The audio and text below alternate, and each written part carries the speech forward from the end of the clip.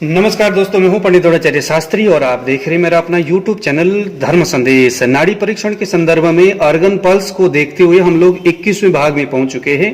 यदि आपने मेरे इससे पहले वाले वीडियो को देखा नहीं है तो इस चीज को समझने के लिए आपको कृपया पहले ही भाग से, फर्स्ट पार्ट से ही आपको सारे वीडियो देखना होगा। यदि आप नाड़ी परीक्षण को सीखना चाहते हैं तो निश्चित यह वीडियो, मेरे तमाम वो वीडियो आपको नाड़ी परीक्षण को सीखने के लिए, समझने के लिए और विशेष करके थ्योरी को अगर आप ढूंढ रहे हो कि यार मैं नाड़ी सीखूं बट मुझे कहीं से समझ में नहीं आ रहा है कि कैसे नाड़ी चलती है, गतियों से कैसे हम रोगों का एनालाइज करें, तो उसका मैं आपको थ्योरी दूंगा और इसके माध्यम से आप किसी भी बहुत सारे पेशेंट के हाथ में नाड़ी को आप चेक करके एक आप इसके आनंद आप ले सकते हो।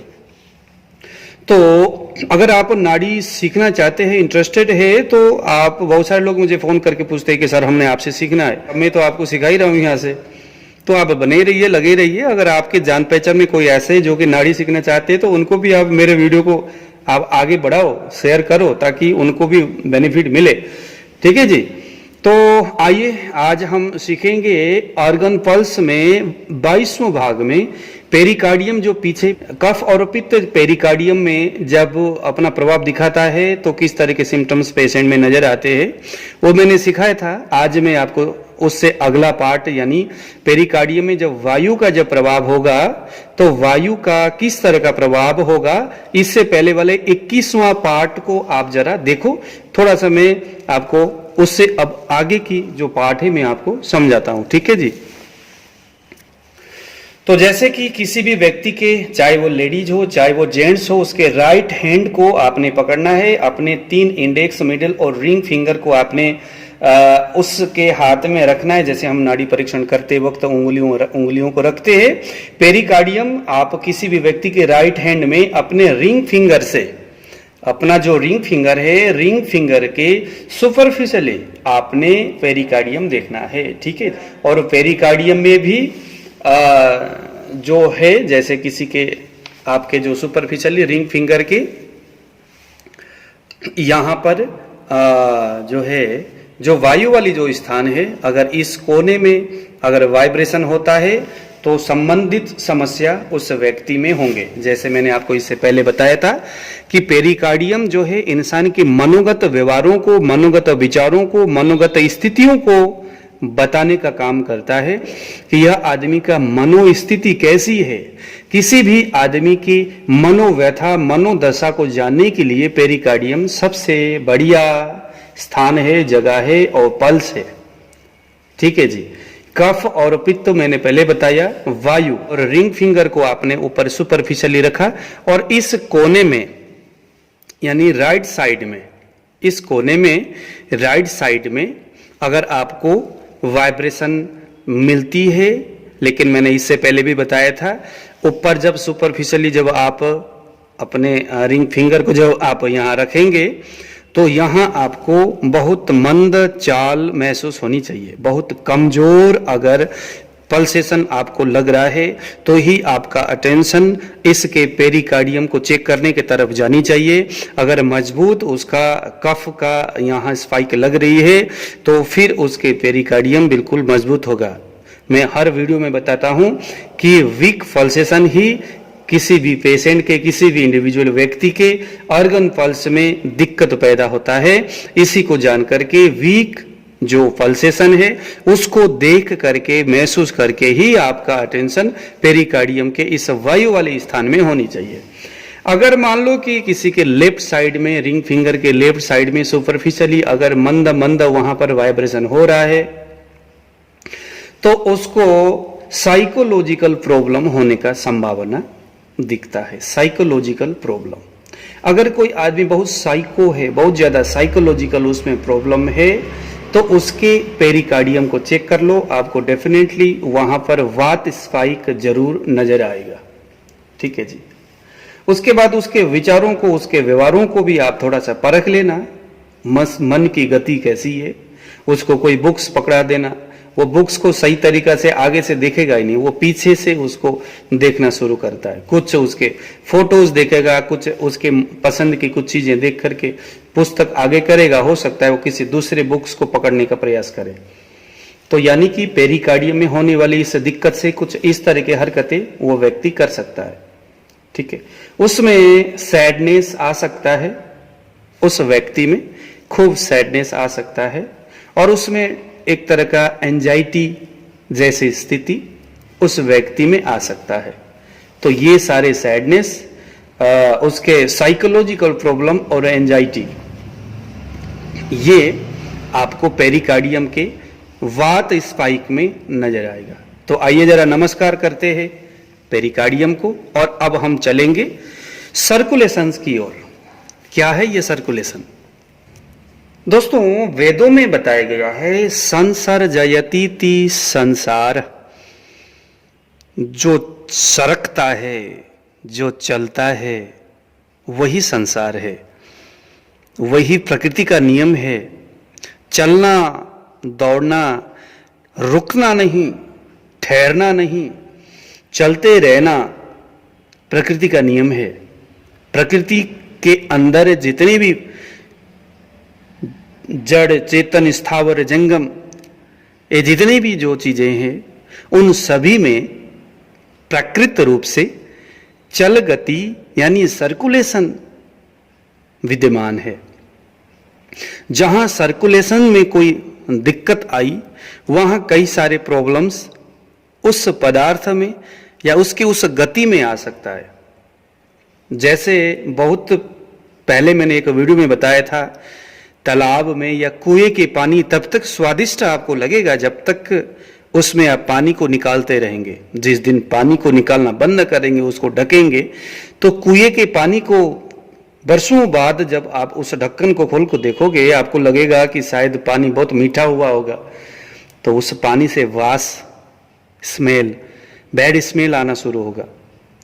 ऐसा क्यों? ऐसा इसीलिए क्योंकि उस पानी में चल गति नहीं है, स्थिर आ गया, स्थिरता आ गई उस पानी में। नदी को देखो, नदी में भी, नदी क्यों? रिश्तों को देखो, रिश्तों को, अगर रिश्ते, वही रिश्ते कामयाब है और मजबूत है जहां गति है। एक आदमी घर में बैठा है, सोता ही रहेगा, गति नहीं है, तो घरवाली भी भग जाएगी, बच्चे भी उससे नफरत करेंगे या भग जाएंगे। यानी कि प्रकृति है तो उसमें चल गुण है। जहां स्थिरता आई, वहां पर क्षोभ होना शुरू हो जाएगा, उत्पात होना शुरू हो जाएगा, समस्या होना शुरू हो जाएगा। इंसान का शरीर उसी चल गति से प्रेरणा प्राप्त करके या प्रेरित होकर के चलता है।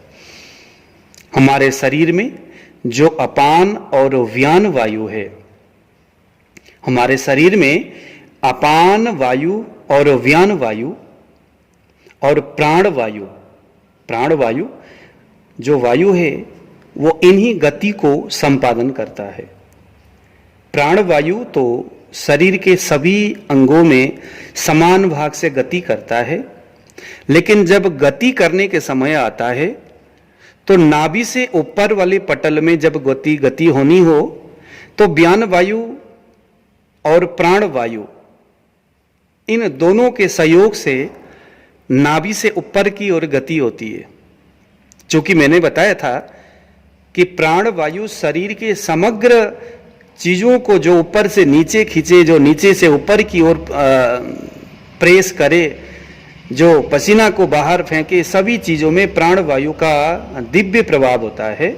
लेकिन स्थान स्थान पर प्राण वायु उन तत्त दूसरे वायुओं के साथ मिश्रण होकर के कार्य संपादन करता है। जैसे देखो, नाभि पटल के बीच में जितने भी जो हमारे अग्नि है, उन सबको पकाना, जलाना, आगे बढ़ना, समान वायु जहां नाभि पटल में रहता है, वहां पर भी प्राण वायु ही साथ में रह करके समान वायु को सहयोग करता है।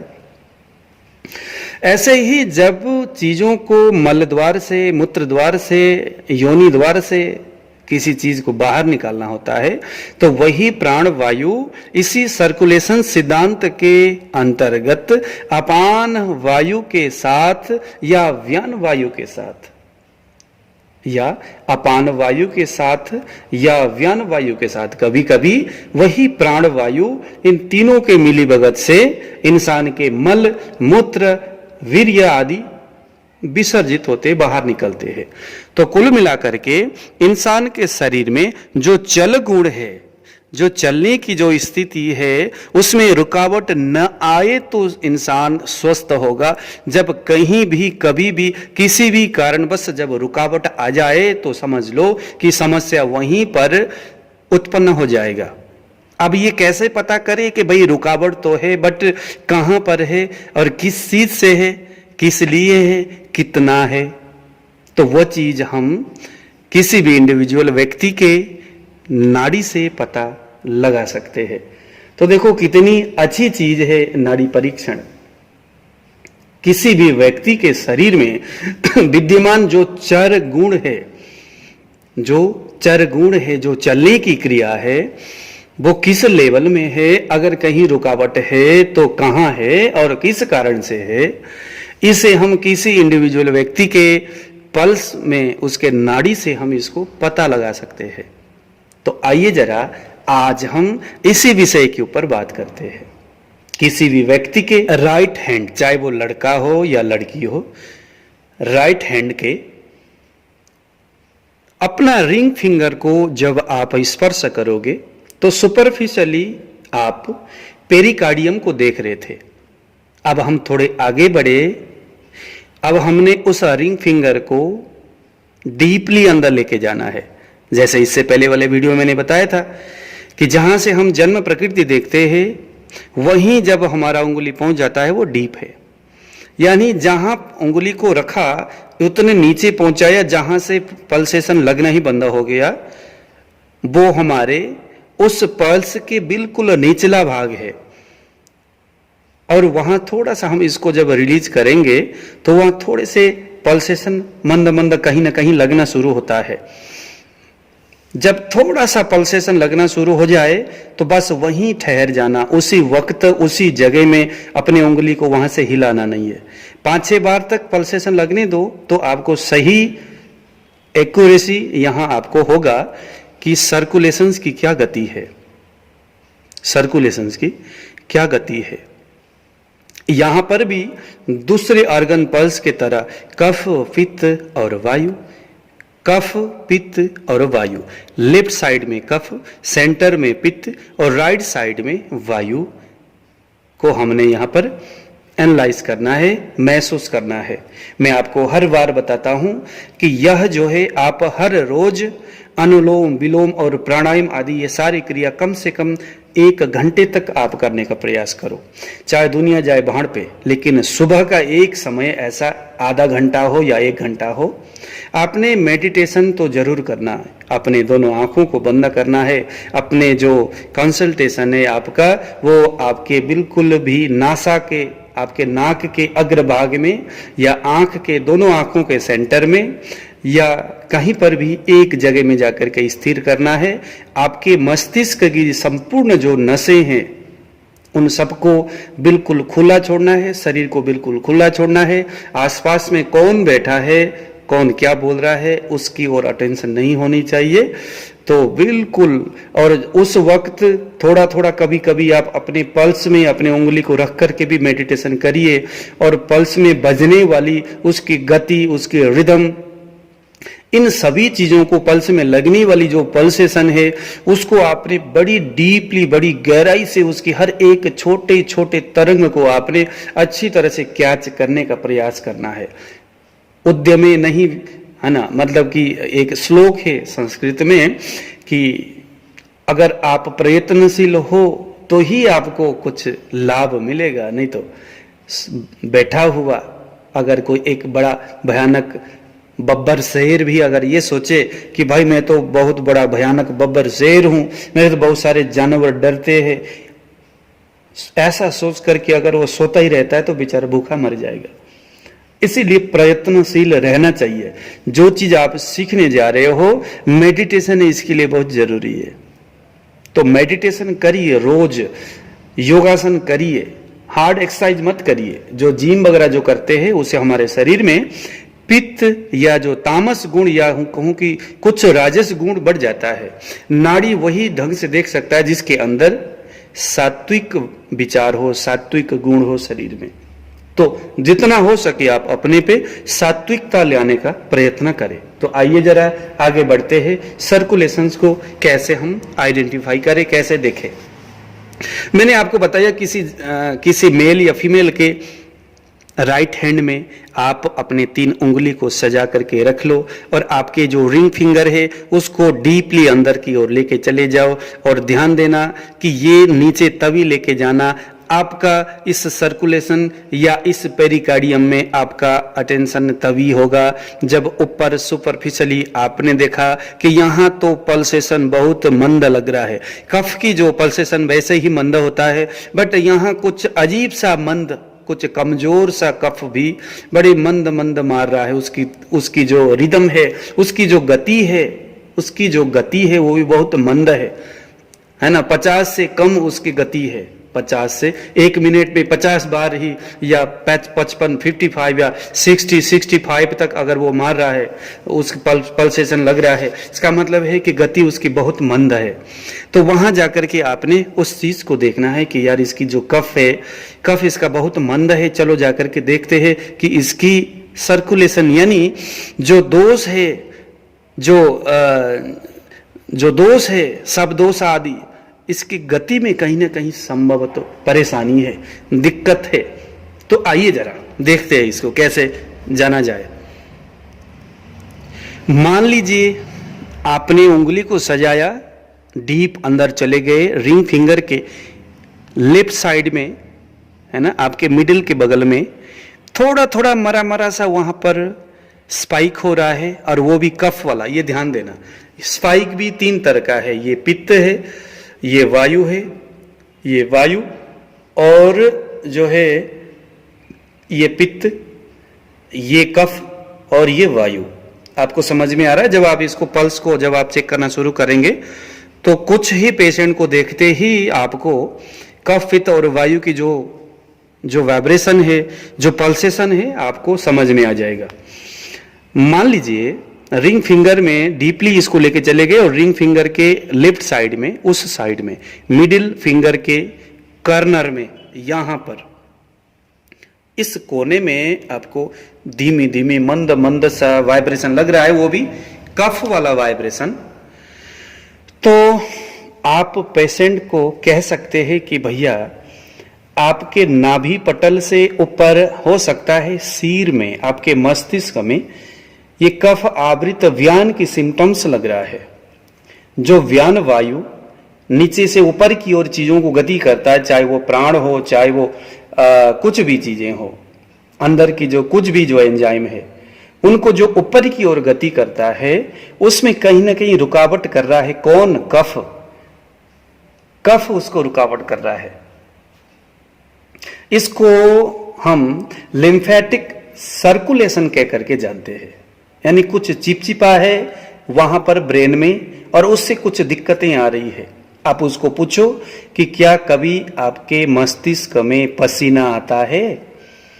क्या आपके मस्तिष्क में कभी पसीना आता है? तो वो कहेगा हाँ जी, डेफिनेटली पसीना आता है। सिर में कभी कभी दर्द होना, वो भी सिर, जैसे मान लो ये एक सिर है, ये आगे की ओर, सेंटर, ये पीछे।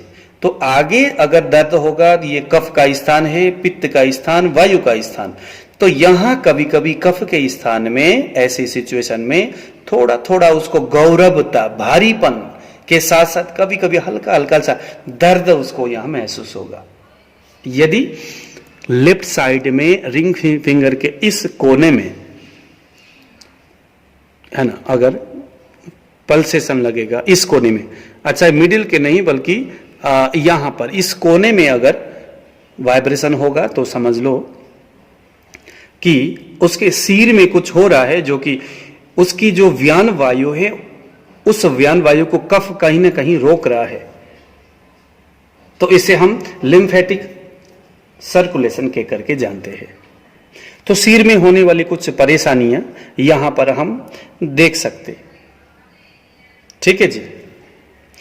अब आता है ऐसे जो रोगी है इनको थोड़ा सा मेमोरी वीकनेस, मेमोरी प्रॉब्लम भी हो सकता है, याददाश्त की कमी कमजोरी हो। ऐसे लोगों को बहुत जल्दी जो सर्वाइकल पॉइंट्स है वहाँ पर नस चढ़ जाना होने का संभावना ज़्यादा देखा जाता है। गले में नस चढ़ने की स्थिति ज़्यादातर इस तरह की समस्या में देखा जाता है। तो ऐसे चीज़ें यहाँ पर सामने आएगा। तो कफ आवृत व्यान से होने वाली जो समस्याएं रोगी में देखा जाएगा, यदि उसके पल्सेशन में यहाँ पर कफ वाली स्थान में स्पाइक हो रही है, कफ वाली। ऐसे ही क्योंकि ये सर्कुलेशन है ना, हमारे शरीर में ब्लड बह करके जा रहा है नीचे पैर के अंगूठे से लेकर के शिखा पर्यंत, तो जहां पर भी पल्सेशन आपको लगे समझ लो कि उस जगह में जो गति होनी है उसमें कहीं ना कहीं अवरोध है। अब देख लो कि अगर सेंटर में यहां पल्सेशन लग रहा है सेंटर में, तो उसको आप कह सकते हैं कि भैया आपके नाभि के आसपास में जितने भी जो ऑर्गन्स है कहीं ना कहीं वहां पर पित्त स्पाइक होने के फलस्वरूप दिक्कतें, वहां कुछ रुकावटें हैं।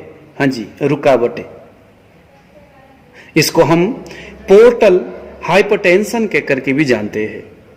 अक्सर आपने देखे होंगे जब लोगों के नाभि में नस चढ़ जाता है, तरह तरह की दवाइयाँ खाने से भी ठीक नहीं होता।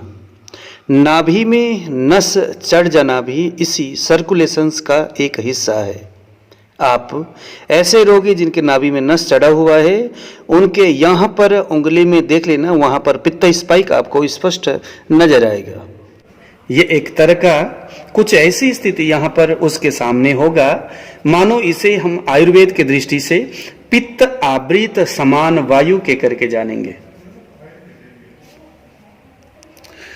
उस व्यक्ति के शरीर में यह जो पित्त स्पाइक जो यहाँ जो लग रहा है, हमें जैसे कफ स्पाइक से उसके सिर में पसीना आ रहा था, पित्त स्पाइक अगर होगा तो उसके हाथ पसीने से भर जाता है।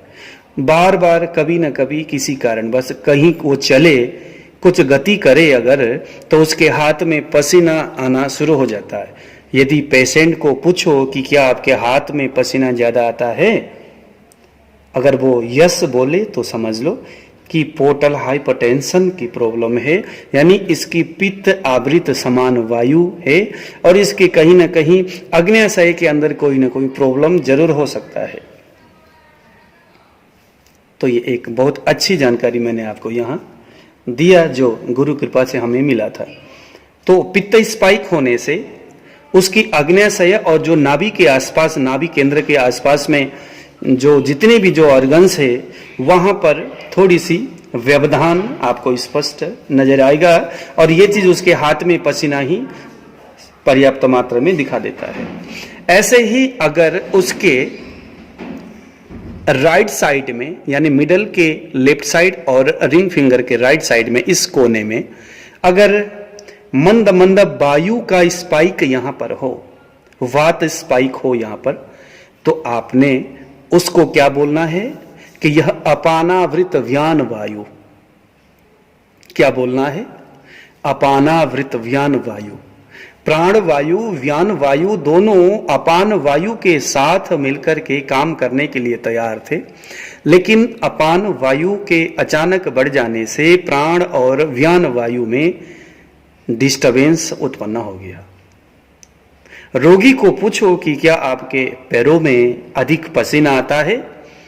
यदि वो स्वीकृति प्रदान करे तो समझ लो कि इसके नाभि पटल से नीचे की ओर गति करने वाली जो जितने भी जो व्यवहार है, जो अपान वायु का जो मुख्य भूमिकाएं हैं, उसमें होने वाली डिसबैलेंस से जो समस्याएं होती है, या जो व्यान वायु को अपान वायु जो आवृत कर रहा है, रोक करके रखा हुआ है, स्पष्ट आपके सामने आ जाएगा। आपको यही समझना चाहिए कि ये जरूर अपानावृत व्यान है। ठीक है। व्यक्ति को चाहे अन्न खाने के बाद जो वो मल रूप में परिवर्तित हो जाता है, मलों को बाहर निकालने में उसके शरीर उतनी सक्षम नहीं है। या हम बोल सकते हैं कि यूरिन सही तरीके से शायद पास नहीं होता होगा, कॉन्स्टिपेशन हो रहा होगा, वीर्य सही तरीके से पास नहीं हो रहा होगा, या तो कभी बहुत जल्दी स्खलित हो जाता है, कभी समय लग जाता है। तो ऐसी स्थिति में हम पेशेंट को ये बोल सकते हैं। अगर वो लेडीज है तो आर्तव यानी उसकी जो रजस्वला होने की स्थिति में समस्या हो सकता है। जो रजस्वला जो ब्लॉकेज हो जाते हैं वहां पर भी आप सर्कुलेशन इस उंगली से स्पष्ट रूप से आप वात स्पाइक देख सकते हैं। तो जितने भी जो लोअर एक्सट्रीमिटी है उनकी गति में यह डिस्टर्ब करता है, तो समझ लो कि इसके सर्कुलेशन में वात स्पाइक या वायु थोड़ा सा प्रभावित कर रहा है। तो अब आपको स्पष्ट रूप से समझ में आया होगा।